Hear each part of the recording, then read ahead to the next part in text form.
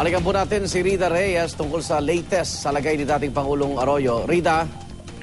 Yes, Ivan, pasado alas 11 nga ng gabi ng dinala dito sa Veterans Memorial Medical Center itong si dating Pangulong Gloria Macapagal Arroyo. Yan ang kinumpirma sa atin ni Candaba Mayor Jerry Pelayo kanina.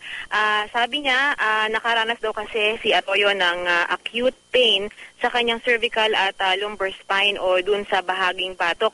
Meron daw kasi siyang kinain na pinilit niyang lulukin kaya medyo nagkaroon daw ng pain sa kanyang likuran kaya kinailangan siyang dalhin dito. Nilinaw din niya na hindi ito bahagi ng kanyang regular physical therapy. Matatandaan natin na nakaschedule dapat siya na 3 beses sa isang linggo na sumailalim sa physical therapy. At dahil nga dito sa kanyang naranasan ay in-advise daw siya ng mga doctors na magkaroon ng complete bed rest kasi nga daw na-strain yung kanyang likuran.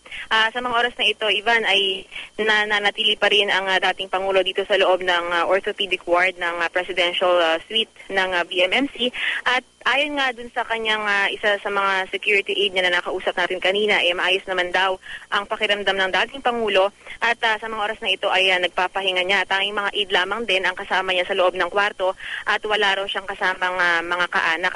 At dapat nga daw ay nakaschedule siya na bumisita ngayon sa Pampanga gaya ng lagi niyang ginagawa tuwing Biyernes. Pero dahil nga dito sa kanyang naranasang mga shooting pains ay kinailangan niya munang magstay dito sa loob ng hospital. Atin muna ang pinakasabiang balita mula rito sa VMMC, Ivan.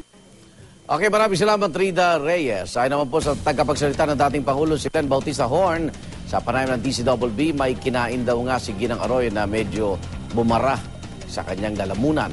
Nang piliting mailabas ay na-strain naman ang kanyang batok. Sinugod siya dahil sa acute pain sa cervical at lumbar spine.